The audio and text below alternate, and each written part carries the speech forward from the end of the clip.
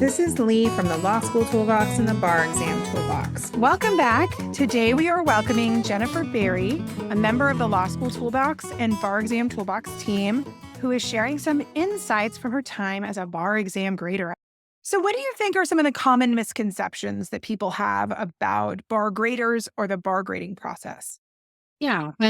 One of the things I think that I've heard a lot of over the years is is it true that the graders don't want, you know, that's something that a lot of people seem to think, or is it true that the graders just don't really pay too much close attention to the exam? And I honestly, that's not, neither of those things are at all true.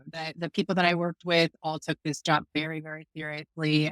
It was a very time intensive job, and it was not the highest paying.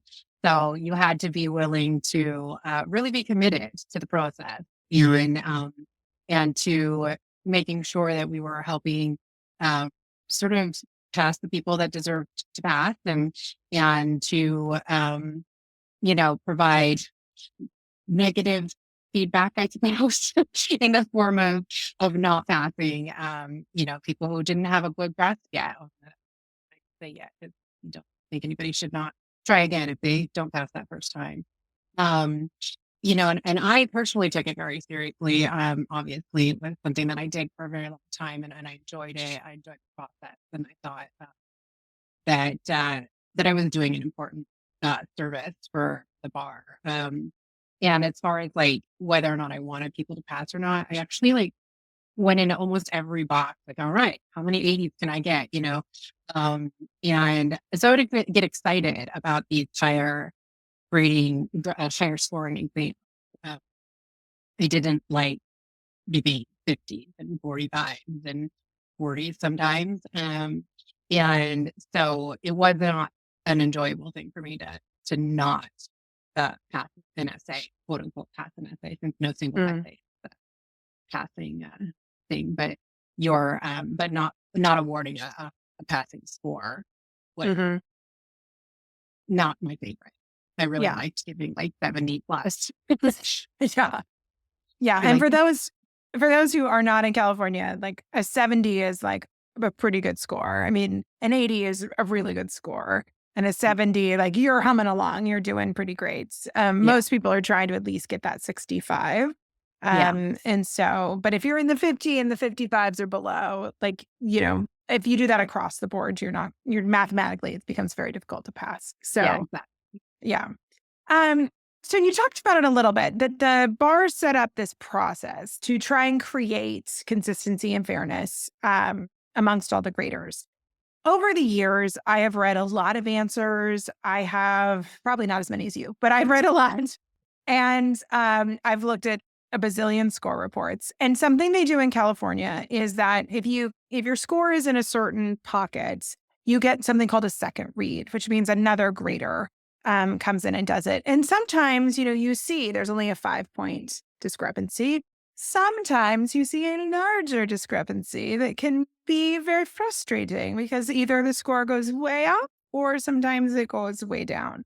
And so kind of how do you feel that the bar graders kind of individually or as a group try to create that consistency? Because I think that when people see that happen, it makes them question the process. Yeah. So part of the goal of, like you were just describing, the goal of the second and third read is to create that more fair process. And of course, when you see that huge difference, you must think one or the other of them was completely wrong. And probably it was maybe about Right. But one thing to remember, obviously, is that we are humans, right? And so the graders, they may have just a totally different read on your essay, which was something that would even happen in our meetings if we were trying to calibrate our scores to each other.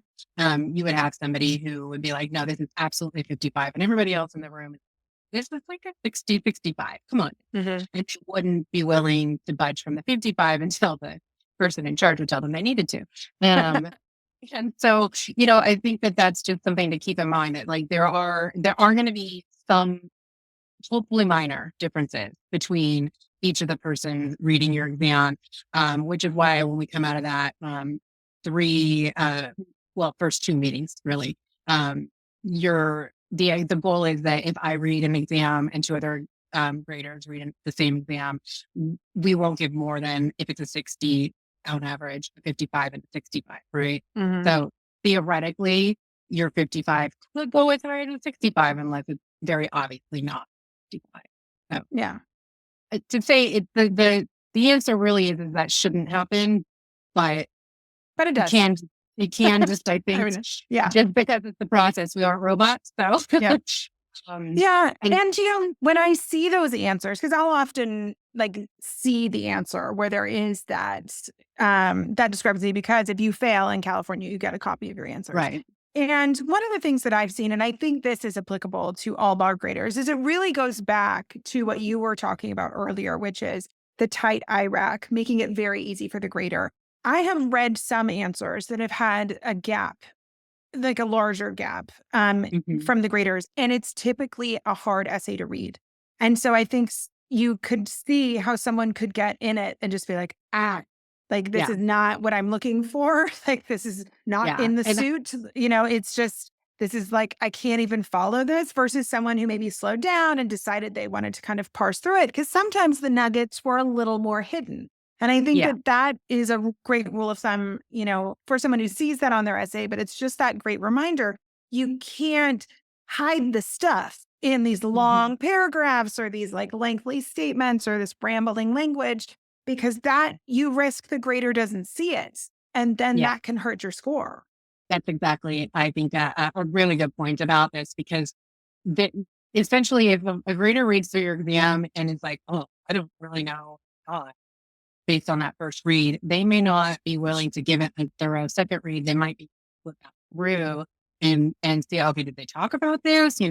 One way I tried to make sure my scores were always consistent with both each other, like the exam, one exam to another, and also with our rubric, was I created a spreadsheet that I was very careful to check off and give pluses or minuses, so that I could say okay, if this area was worth a certain number of points, a check mark meant that you got essentially half the points, and then you get minus if you were just under half, and plus if I thought you got all of them.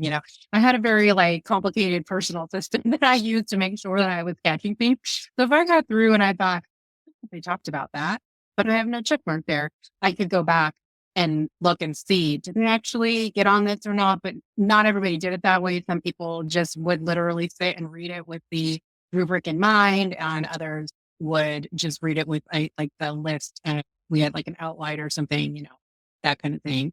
And so we all kind of did it a little differently based on our own personal preferences. But it made it easier for me to identify where I finished an essay and was felt like I thought it was going to be a 65, but I'm only finding 55 points. How weird. And I could go back and find more points. But if your grader doesn't have the time to do that, or frankly, the desire to do it, to be that thorough, you may not get that extra point. So I think that is a really good point there. Yeah, I read one kind of heartbreaking one where there were 5 elements that needed to be discussed, and the student numbered all but one of them.